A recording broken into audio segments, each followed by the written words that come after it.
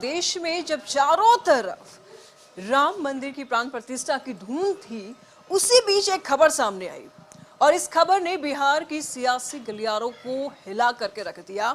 वो खबर ये थी कि जननायक कर्पूरी ठाकुर को भारत रत्न दिया जाएगा। जी हां, आपको बता दें कि इस खबर के बाद से बिहार की सियासी हलचल और तेज हो गई है। इस पर बड़ा बयान मुख्यमंत्री नीतीश कुमार ने दिया है। हालांकि सभी पार्टियां अलग अलग आज प्रोग्राम की हैं। इसी बीच मुख्यमंत्री नीतीश कुमार ने बड़ा बयान दिया है। कर्पूरी ठाकुर को भारत रत्न देने के लिए उन्होंने केंद्र सरकार और प्रधानमंत्री को उन्होंने बधाई दी और साथ ही साथ उन्होंने कर्पूरी ठाकुर ने उन्होंने ये भी कहा कि कर्पूरी ठाकुर ने अपने परिवार को कभी भी आगे नहीं बढ़ाया। कर्पूरी से सीख हमने भी अपने परिवार को आगे नहीं किया। सरकार में आने के बाद कर्पूरी के काम को आगे बढ़ाया, यानी उन्होंने सीधे तौर पर परिवारवाद को लेकर के हमला बोला। सुने क्या कुछ कहा सीएम नीतीश ने। आजकल तो बहुत लोग अपने परिवार को बढ़ाते रहता है, लेकिन आप समझ लीजिए कि जननायक कर्पूरी ठाकुर जी कभी भी अपने परिवार को नहीं बढ़ाए। और एक ही बात जान लीजिए कि जननायक कर्पूरी ठाकुर जी से ही सीख करके हमने भी अपने किसी परिवार को आज तक नहीं बढ़ाया है। यह पक्का जान लीजिए, हम और लोगों को बढ़ावा देते हैं। तो इसीलिए एक सब चीजों को याद रखिए। तो इस पर तमाम जानकारी के लिए हमारे साथ आशुतोष जी इस वक्त बने हुए हैं, अमित जी इस वक्त हमारे साथ बने हुए हैं और गौतम जी भी इस वक्त हमारे साथ बने हुए हैं, क्योंकि सभी पार्टियां बिहार में आज सक्रिय नजर आई। सबने कार्यक्रम का आयोजन किया था और इस बीच में बिहार की सियासत भी खूब गरमाई है। अमित जी, माफ कीजिएगा आशुतोष जी, इस वक्त महागठबंधन में है मुख्यमंत्री नीतीश कुमार और इंडिया गठबंधन में भी है मुख्यमंत्री नीतीश कुमार। इस बीच उन्होंने प्रधानमंत्री को धन्यवाद किया और परिवारवाद पर उन्होंने हमला बोला। ये हमला किसके ऊपर था? क्योंकि यहाँ पर परिवारवाद की अगर बात करें तो केंद्र में कांग्रेस परिवारवाद कर रही है और आरजेडी पर यहाँ पर हमला दिख रहा है, क्योंकि यहाँ पर देखें तो राबड़ी देवी, उसके बाद तेजस्वी प्रसाद यादव को सीएम बनाने की कवायद चल रही है। तो क्या कुछ कहेंगे, सरकार में रह करके, साथ में रह करके उन्हीं के ऊपर हमला? नहीं, बिल्कुल ये थोड़ा सा जरूर चौंकाने वाला बयान था, क्योंकि सीधे परिवारवाद पर हमला नीतीश कुमार ने बोला और साथ ही साथ एक शब्द का इस्तेमाल किया कि आजकल जो राजनीति में जो लोग हैं वो बेटों को आगे कर रहे हैं, सीधा उन्होंने ये बोला। तो स्वाभाविक तौर पर अब राजनीति में कौन सा दल, कौन सी पार्टी इस भावना के साथ आगे बढ़ रही है ये बताने की ज़रूरत नहीं है और स्वाभाविक तौर पर उन्होंने भी कोई नाम नहीं लिया है। लेकिन इतना ज़रूर है कि वो कर्पूरी ठाकुर के विचारों को आगे लेकर बढ़ रहे हैं ये बताना चाहते थे और उसी संदर्भ में उन्होंने साफ तौर पर कहा कि मैंने भी अपने परिवार के किसी सदस्य को राजनीति में आगे नहीं बढ़ाया, जो विचार, जो सोच कर्पूरी ठाकुर रखते थे। और साथ ही साथ उन्होंने ये भी कहा कि जो कर्पूरी ठाकुर की परिकल्पना थी, शराबबंदी अभियान नीतीश कुमार ने भी चलाया। अब तक अभी भी केंद्र की तर्ज पर देखें तो पिछड़ों की बात करें तो ओबीसी आता है, लेकिन कर्पूरी ठाकुर ने एक परिकल्पना दी ईबीसी, अति पिछड़ा की परिकल्पना की कर्पूरी ठाकुर ने, और उसी अति पिछड़े समाज को आगे बढ़ाने के लिए नीतीश कुमार ने भी इसे अडॉप्ट किया। और अभी जो जाति गणना हुई और जाति गणना में साफ तौर पर जो आंकड़े निकल कर सामने आए अति पिछड़े समाज के लिए, उसके लिए भी नीतीश कुमार ने बहुत ज़्यादा बताया कि 94 लाख ऐसे परिवार हैं जिनको हम लोग 2-2 लाख रुपए दे रहे हैं ताकि वो अपना काम कर सके, सब चीज़ व्यवसाय कर सके। तो स्वाभाविक तौर पर ये नीतीश कुमार की बड़ी घोषणा भी थी और घोषणा कहें या फिर कहें कि एक मंच से उन्होंने कई मैसेज दिए, एक तीर से कई शिकार करने की कोशिश की। प्रधानमंत्री को उन्होंने धन्यवाद भी दे दिया भारत रत्न को लेकर के, इसके अलावा परिवारवाद पर हमला भी कर दिया, चोट भी कर दिया। अब ये देखना दिलचस्प होगा कि आगे नीतीश कुमार के बयान को लेकर के किस तरह के मायने निकाले जाते हैं। जो जानकारी मिल रही है उसके मुताबिक आज तेजस्वी यादव ने भी बहुत बड़े बड़े स्टेटमेंट दिए हैं, उसके अलग राजनीतिक अर्थ निकाले जा रहे हैं। तो देखना दिलचस्प होगा कि आगे किस तरह से बिहार की सियासत करवट लेती है। आपने नाम ले लिया तो अमित जी से जान लेते हैं, आप उनके कार्यक्रम में आज मौजूद थे, उन्होंने तो बहुत कुछ बोला है, पहले सुन लेते हैं उसके बाद आगे की बात करेंगे। तेजस्वी यादव की बाइट चला जाए। माता बहनों, आज के कार्यक्रम में आप सभी लोगों का हम अभिनंदन करते हैं, आप लोगों का स्वागत करते हैं। और कई एक कार्यक्रम में हम लोग शामिल हुए, लेकिन इस कार्यक्रम में अगर हमारे बाएं ओर देखा जाए तो बड़ी संख्या जो है महिलाओं की है। तो हमें बड़ी प्रसन्नता हो रही है कि इतनी बड़ी संख्या में। तो सुना अमित जी आपने, तेजस्वी यादव कह रहे हैं कि लालू प्रसाद यादव और जातीय गणना के दबाव में आकर के ये फैसला लेना पड़ा है केंद्र सरकार को। क्या कहेंगे आप? देखिए, कोई नहीं चाहता है कि बीजेपी को माइलेज मिले, क्योंकि देखिए बीजेपी ने एक मास्टर स्ट्रोक जरूर खेला है और इतनी बड़ी जीत बीजेपी इसको मानती है कि आप समझिए, जो पिछड़ों के हिमायती रहे लालू प्रसाद यादव को माना जाता है कि पिछड़ों के नेता रहे। लालू प्रसाद यादव जननायक कर्पूरी ठाकुर के साथ रहे, तो तेजस्वी और लालू प्रसाद यादव ने पूरी कोशिश की है कि बीजेपी अगर अति पिछड़ा या पिछड़े वोटों को अपनी ओर खींचने की जो कोशिश कर रही है भारत रत्न देके, तो वो 2024-25 में इसका नुकसान जो है उस लालू प्रसाद यादव को बहुत बड़ा झेलना पड़ेगा। तो तेजस्वी यादव ने पूरी कोशिश की ये बताने के लिए कि जो जातीय गणना उन्होंने बिहार में कराई थी और जो लगातार लालू प्रसाद यादव ने पिछड़ों की बातें करते रहे और कर्पूरी जी के साथ रहे, तो कर्पूरी जी को भारत रत्न की बात करते रहे, तो ये उनका प्रेशर था। ये बीजेपी ने कोई बहुत बड़ा एहसान नहीं किया है।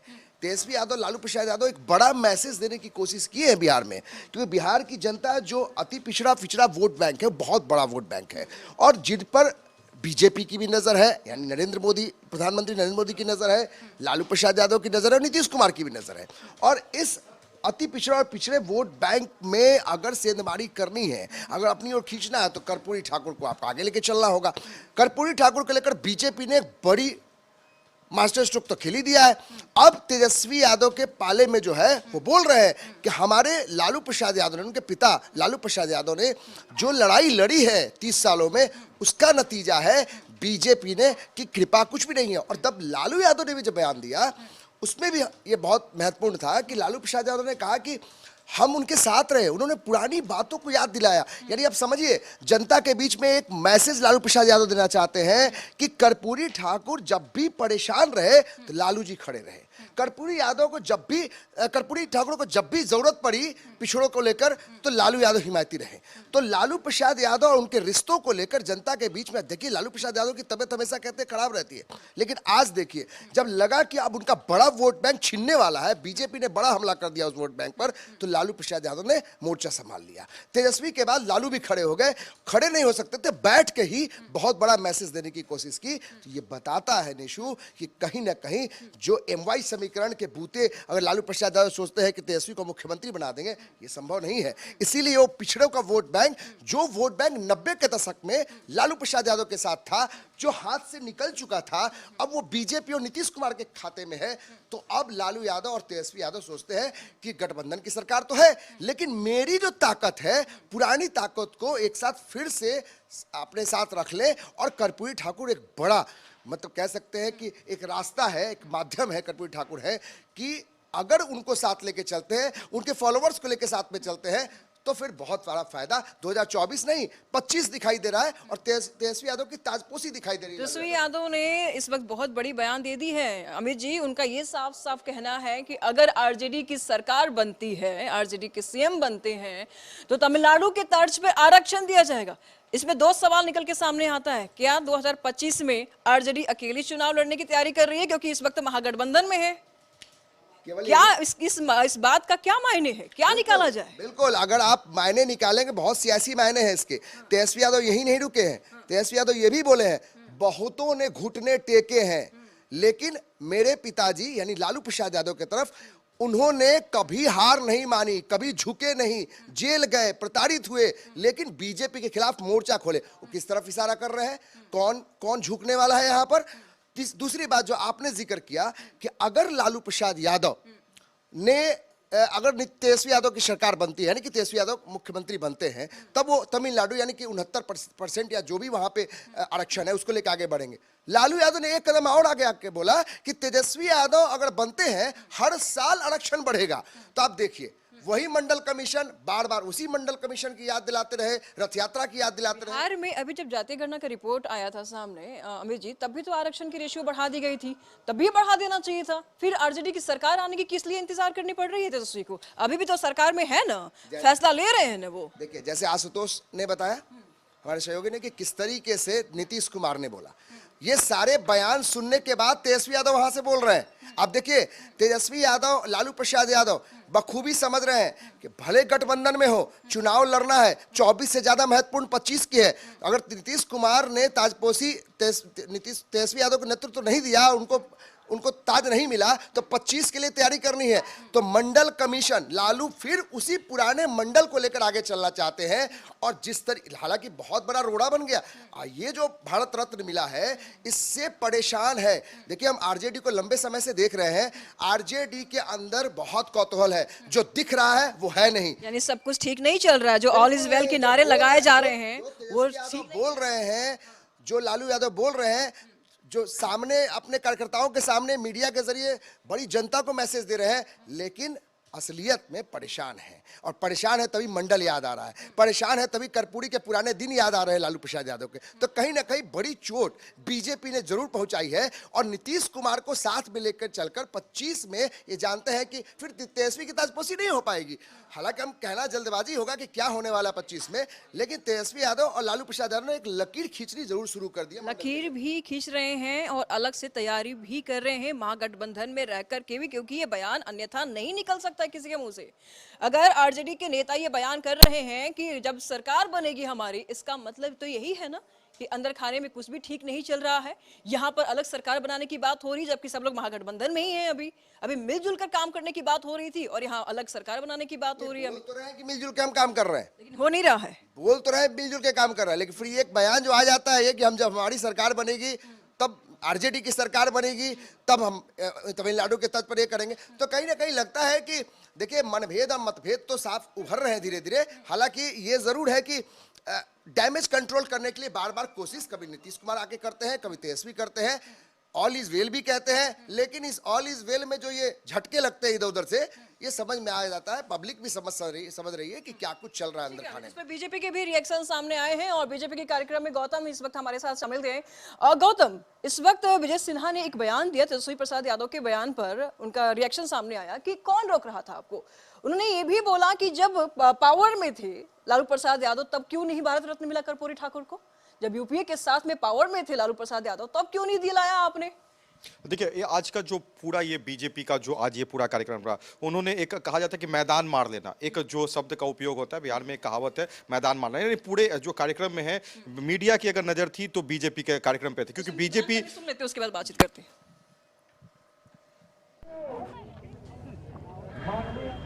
16 ऐसे मंत्री हैं जिनके खिलाफ चार्जशीट है और हत्या, लूट, बलात्कार, नाखून उखाड़ने का कांड।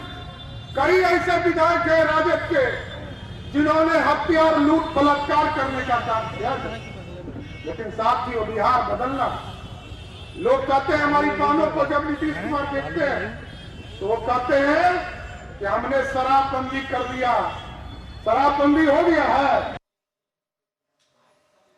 और देखिए, सम्राट चौधरी ने सीधे इस पूरे कार्यक्रम से पहले जो अपनी नाराजगी जताई, देखिए बिहार सरकार पर नाराज थे, मगर मुख्यमंत्री नीतीश कुमार को लेकर जो उनको कहना था वहां पर कोई ऐसी बात नहीं कि अब नहीं ढोएगी, अब कंधे में दर्द हो रहा है बीजेपी के, पर बीजेपी का बोझ जो है वो नहीं पड़ने वाला, कंधे नहीं उठा सकते बिहार में। तो आने वाला समय बताएगा कि बीजेपी वो दर्द सहने के लिए तैयार है कि नहीं है। मगर बीजेपी ने यह भी संकेत दे दिया है कि कंधे पर नहीं ढो सकते हैं, ये इसका मतलब ये नहीं साथ में चल सकते हैं, साथ में हो सकता है। ये भी नहीं कहा कि हम साथ नहीं रख सकते, कंधे पर ढोना यानी मुख्यमंत्री नहीं बना सकते, मगर साथ में चलने पे ना चलने पे इस पर कोई बात नहीं कहे। मगर एक बात ये साफ हो गई कि लालू यादव को सीधे इस पूरे कार्यक्रम में जिस तरह से टारगेट किया गया, चाहे वो कहा जा सकता है कि केंद्रीय मंत्रिमंडल में लालू प्रसाद यादव को यूपीए गवर्नमेंट में रहने के बावजूद भी जो खुद कर्पूरी ठाकुर के सबसे जो कहा जाता है बड़े जो कहा जा सकता है शागिर्द बताने वाले व्यक्ति जो लालू प्रसाद यादव है, और बिहार के मुख्यमंत्री रहते हुए, केंद्र में जो कहा जाता है केंद्रीय मंत्री हुए, रेल मंत्रालय रहते हुए, यूपीए के बहुत ही जो पावरफुल मंत्री के रूप में वो जाने जाते थे, उसके बावजूद भी भारत रत्न ना मिलना, उस पर जो है उन्होंने सम्राट चौधरी ने सवाल उठाया। और देखिए, एक दिन पहले केंद्र सरकार की तरफ से यह घोषणा होना और उसके बाद जो कहा जाता है कि मुख्यमंत्री नीतीश कुमार का देखिए जो रीट्वीट हुआ था, यानी एक ट्वीट हुआ, केंद्र सरकार को बधाई दी, उसके बाद कुछ देर के बाद फिर से रीट्वीट होता है कि नरेंद्र मोदी को खास करके बधाई। और अमित शाह की तरफ से जो आज बयान दिया गया, उस बयान को भी बता दूं, उन्होंने भी लालू प्रसाद यादव समेत केंद्र की जो पिछली सरकार थी उस पर सवाल उठाया कि आखिर क्यों नहीं आखिर क्यों नहीं जो कहा जा सकता है कर्पूरी ठाकुर को पिछली सरकारों ने सम्मान देने का काम किया। तो यानी जो सीधा जो सवाल है वो लालू प्रसाद यादव से किया गया और सीधा सवाल जो है लालू प्रसाद यादव पर जो है ये फेंका गया है कि आखिर आप जब केंद्र में थे, जब आपके पास ये सामर्थ्य था कि आप केंद्र सरकार में रहते हुए खुद को जिसका शागिर्द बताते हैं, राजनीति की धूड़ी जो है उनके आसपास में बताते हैं, जहां से अपने राजनीति की शुरुआत किया, उनसे या सीखा, जो उनसे सीख ली, उन तमाम चीजों को लेकर जो है उनको क्यों नहीं आपने सम्मान दिया। साथ ही साथ देखिए एक बहुत ही एक्सपीरियंस वाली बातें जो है लालू प्रसाद यादव को लेकर अश्वनी चौबे का कहना हो, क्योंकि अश्वनी चौबे ने कुछ ऐसी बातें बताई जो शायद लोगों को नहीं पता होगा। ये 77 की बात है, 77 में लालू प्रसाद यादव को लेकर जो कहा जाता है कर्पूरी ठाकुर के बीच या जो भी बातें जो चल रही थी, या मुख्यमंत्री नीतीश कुमार से पहले लालू यादव जब मुख्यमंत्री थे, उस समय जब कर्पूरी ठाकुर अपने एक रैली या सभा के लिए लालू प्रसाद यादव से जो है उन्होंने जीप की मांग की थी, क्योंकि बिहार की स्थिति उस समय वैसी नहीं थी कि गाड़ियां यहां पे सामान्य रूप से चल सके, सड़कों का हाल वैसा नहीं था, पुल पुलिया नहीं थी, जो बदलाव की स्थिति अब बिहार में दिखती। तो उस समय जो गाड़ियां जो होती थी, जीप ही जो होता था, जो गांव तक पहुंच जाती थी, कीचड़ या ऐसे रास्तों में फंसती नहीं थी। तो कर्पूरी ठाकुर जी ने लालू प्रसाद यादव से जीप मांगा था और उस समय लालू प्रसाद यादव ने उन्हें जीप देने से मना कर दिया था। और एक बात और लालू प्रसाद यादव को लेकर जो है बीजेपी के नेताओं ने उस कार्यक्रम में कहा कि खुद को जो है खुद को जो हितैषी अभी बता रहे हैं, कर्पूरी ठाकुर के सबसे बड़े जो है आदर्श पे चलने वाले जो नेता अपने आप को बता रहे हैं। कर्पूरी ठाकुर को लेकर जो कहा जा सकता है, उनका जो बयान आता था कपटी ठाकुर, जो कपटी ठाकुर का संबोधन है वो लालू प्रसाद यादव से किया गया और नीतीश कुमार जो है इसका समर्थन कर। तो ये तमाम बातों को जो है आज पूरा ये जो कार्यक्रम में जो है ये रखा गया। हालांकि नीतीश कुमार को लेकर कोई बड़ी बातें नहीं हुई, मगर लालू यादव को खुले रूप से जो है बीजेपी ने आज टारगेट किया है। जी बिल्कुल। तो इस पर तमाम जानकारी के लिए हमारे साथ संपादक अशोक मिश्र जी हैं। अशोक जी, आज तमाम तरह की बयान भी सामने आई है, लेकिन सवाल ऐसे में यह भी उठता है कि देखिए विजय सिन्हा ने जो आरोप लगाया है आरजेडी के ऊपर, वो कहीं ना कहीं नीतीश कुमार के ऊपर भी बात बैठती है, क्योंकि केंद्र में तो नीतीश कुमार भी रह चुके हैं। ऐसे में जब ये लोग पावर में थे तो उस वक्त भारत रत्न दिलाने के लिए बात क्यों नहीं उठी? देखिए, कल जो केंद्र सरकार ने फैसला लिया है, ये स्वर्गीय कर्पूरी ठाकुर को भारत रत्न देने का फैसला, ये समूचे देश में इस सर्वोच्च नागरिक सम्मान है। और यह सम्मान कर्पूरी ठाकुर को तब मिला है जब उनकी जन्म शताब्दी आज मनाई जा रही है। आपने अभी देखा होगा कि अमित शाह जी दिल्ली में कर्पूरी जयंती मना रहे थे और उन्होंने कहा कि 22 तारीख को प्रधानमंत्री राम काज कर रहे थे और 23 तारीख को उन्होंने गरीब काज किया, यानी कि कर्पूरी ठाकुर को सम्मानित किया। आखिर इसकी वजह क्या है?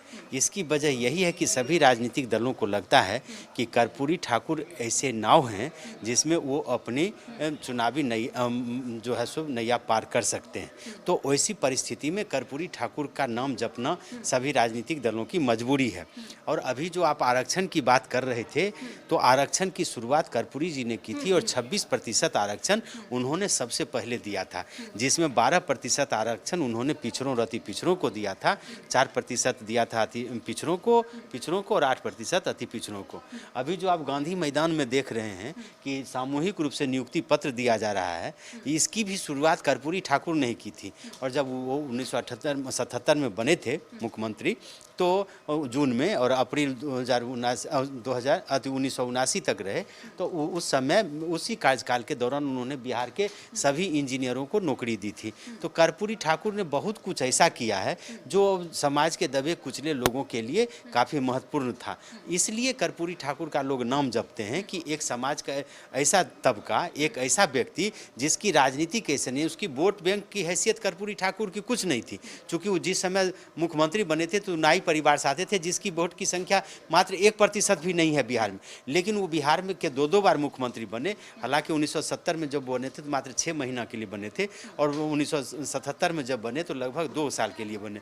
लेकिन उनका जो कार्यकाल रहा वो सबसे बेहतर रहा। और आज भी अति पिछड़े जो लोग जो हैं उनको लगता है कि कर्पूरी ठाकुर ने ही उन्हें सम्मान दिया है, कर्पूरी ठाकुर ने ही आज तक उनको ये जो मुकाम वो पा रहे हैं उसके लिए सबसे पहले कर्पूरी ठाकुर ने ही आवाज़ उठाई। इसलिए आपने देखा होगा कि कर्पूरी के वारिस बनने के लिए सभी राजनेताओं और सभी राजनीतिक दलों में प्रतिस्पर्धा है, यानी कि सब अपने आप को साबित करने में लगे हैं कि कर्पूरी के असली वारिस यानी कि असली उत्तराधिकारी हम हैं। और इसीलिए चाहे बीजेपी हो, जदयू हो, आरजेडी हो, सभी ये मान के कर्पूरी ठाकुर का नाम ले रहे हैं। लेकिन बीजेपी के नेता आज इसलिए ज़्यादा प्रसन्न हैं और ज़्यादा वो अधिकार समझ रहे हैं कि चूँकि कर्पूरी ठाकुर को भारत रत्न देने की मांग 1989 में भागवत आजाद के सरकार में हुई थी। 2 बार फिर नीतीश की सरकार ने भी सर्वसम्मति से विधानसभा में फैसला लिया। 2004 से लेकर के 2014 तक यूपीए की सरकार रही, लेकिन वहाँ कर्पूरी ठाकुर को भारत रत्न नहीं मिला। बीजेपी ने दिया है, इसलिए बीजेपी चाहती है कि वो कर्पूरी के नाम पर अब जो चुनावी नैया हो वो पार लगाए। और चुनाव के पहले बीजेपी ने घोषणा की है, उसके पीछे साफ मकसद यही है कि वो चाहती है कि जो नीतीश कुमार का वोट बैंक है उस वोट बैंक में सेंधमारी हो।